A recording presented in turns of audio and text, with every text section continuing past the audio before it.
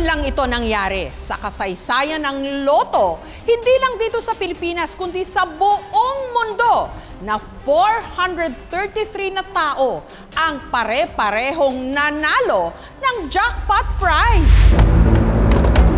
Ilang araw bago na nalasa ang bagyong Karding, may kung anong puwersa raw na parang humila kay Baby. Hindi niya tunay na pangalan papunta sa Lotto outlet. Tataya ba ako? Kulang yung pera ko. Yung tinatayaan kong outlet, bibigyan pa ako ng basahan para matuyo yung kamay ko kasi magsusulat ako. Mahilig ako mag-google. Sa lucky number ko, sabi niya, 9. Ang pambayad naman dapat sa tuition fee ng kanyang anak nang magsasakang si JR, hindi rin niya tunay na pangalan, mula sa Ormoc City sa Leyte, ipinanpaya niya sa numerong 2 dekada na raw niyang inaalagaan. 18 years old pa lang ako noon. 41 na ako ngayon. Matagal na din yung inaalagaan. Kasama rin yun sa iba-ibang benepisyo na tinataya namin. Si Berting naman, hindi rin niya tunay na pangalan. 50 pesos na lang ang natirang pera noon. Pero lakas loob pa rin daw na isinugal ito sa isang Lotto outlet sa probinsya ng Quezon. Expected ko matatalo na naman pero naalis ko yung aking pangamba.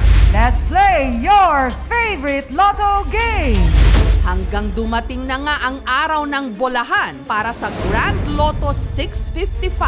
Pilipinas Grand Million Papremyo handang-handa na! Ang jackpot prize, tumataginting na mahigit 236 million pesos. The first number, Hanggang si Baby, naka-jackpot. Ganon din sina JR at Berting.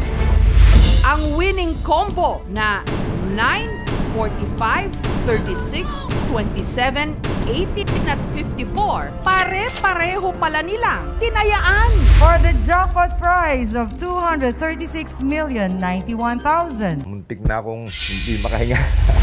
Katulad din ng 429 pang iba. Suma total, 433 lahat silang nanalo.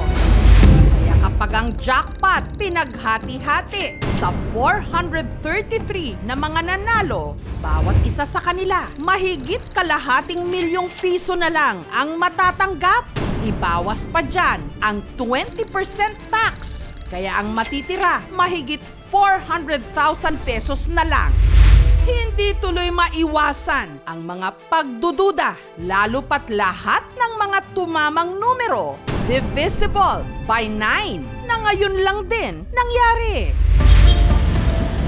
2 araw matapos ang Lotto draw, pila balde ang ilang nagpakilalang nanalo para kumubra ng kanilang premyo sa main office ng PCSO o ng Philippine Charity Sweepstakes Office sa Mandaluyong.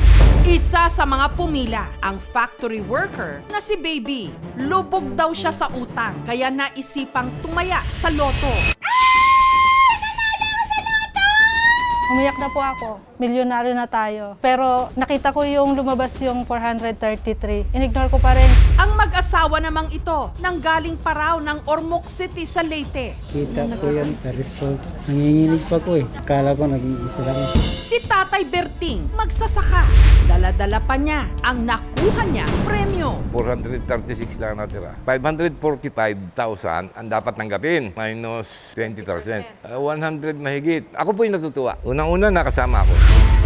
10 taon na raw tumataya ng loto si Tatay. Umaasang kapag nanalo, tuluyan ang magbabago ang kanyang buhay. 27, 18, 54. Yung mga numerong tinayaan nyo, wala kayong espesyal na rason kung bakit napili nyo. Paborito kong number ay 9 sapagkat ito ang highest number. Hindi to yung swerte na, minalas pa, o ang dami ko pang kahati. Dumarating sa akin yun pero hindi ko na pinag-iisip nga. Kasi binigyan na kita ng biyaya, sisisihin mo pa ako. So sabi ko salamat. Agad siyang nagtungo sa outlet kung saan niya nabili ang kanyang ticket. Inistima siya roon ng may-ari ng outlet na si Ronald. Pautangin mo ika ako dahil ako'y pupuntang Manila. Ako'y tumama ika. Gusto mo, samahan kita sa Lucena, which is yung PCSO Quezon branch. Pakruduhan mo lang yung sasakyan ko. Sabi naman ng PCSO Quezon, over 500,000 ay dapat po'y sa main. E di kami po'y nagpunta ng Manila. Dahil nanalo si tatay, di ba yung outlet may premyo? Yes ma'am, mga percentage of winning of the Lotto outlet ay 1%, but not exceeding 1 million. May 1 million ka dapat. Yes ma'am. Kung mo 433 outlet yung nagpataya nung number na yon, so divided by 433, so inabot lang kami ma'am ng mga 2,300. So ang liit ma'am na. Sa dinami-rami ng mga tumama ng jackpot sa loto, iilan lang ang may lakas loob na magpakita ng mukha. Katulad ni Nanay Marina. Pero hindi ho kayo natatakot, Nay, magpakita ng mukha nyo. Pero bakit bigla siyang naiyak? Nagbakasakali lang po kung baka magkaroon ako pagkakataon. Masaya ba siya sa kanyang napanalunan o nalungkot? Lahat na nga po nilapitan namin. Alamin natin ang kanyang kwento, pati na ang tungkol sa gagawing investigasyon ng Senado tungkol sa bola sa loto. Susunod na, sa 4 na winner ng Lotto Jackpot na aming nakapanayam, si Nanay Marina lang ang may lakas loob na magpakita ng mukha. Ang iba kasi may pangamba at takot sa kanilang seguridad. Hindi ho kayo natatakot, Nay, magpakita ng mukha nyo. Malaking pera pa rin ho yan. Hindi po ako natatakot. Malaki po ang pananalig ko sa Diyos. Alam ko po hindi niya ako pababayaan. Dati siyang OFW sa Libya kung saan nagtrabaho bilang nurse. Taong 2014, kabilang siya sa mga na-repatriate o napauwi matapos sumiklab doon ang gyera. Mula noon, lahat daw ng kanyang mga naipon mula sa ilang taong pagtatrabaho naubos. Malaking problema, lalo't nahaharap ngayon sa matinding krisis ang kanilang pamilya. Ang kanyang kapatid kasi may malubhang sakit sa puso at nangangailangan ito ng napakalaking halaga para magpa-opera. Sa totoo lang po, hindi po ako lagi tumataya sa loto. Nagbabakasakali lang po ako na pagkalooban ako ni Lord, lahat na nga po nilapitan namin. Magkano daw po yung gagastusin? 614 po. Tumaya ho kayo tapos lumabas nga ho yung numero. Sabi po sa akin, tita, may nanalo po ng loto na 433 na tao. Sabi ko, Diyos ko po, kahit na po 433 lang po ako, bigay mo po ako. Tinitingnan ko po yung ticket. Naku, nanalo ko. Lahat po yung masaya-masaya nag-iiyakan. Alam nyo na may nanalong 433, imbes na manghinayang, natuwa kayo? Hindi po ako nang hinayang. Alam ko po kahit na papaano, makakatulong yun. Nakakahanga si Nanay Marina. Wala siyang panghihinayang sa mahigit 200 million pesos sanang jackpot. Ang importante daw, meron na silang may pampapa-opera sa kanyang kapatid. Kulang pa rin po yung pampaopera, Kulang pa rin Nay. po. Pasalamat na lang po ako sa Diyos kahit papaano. Malaking bagay po yun sa amin.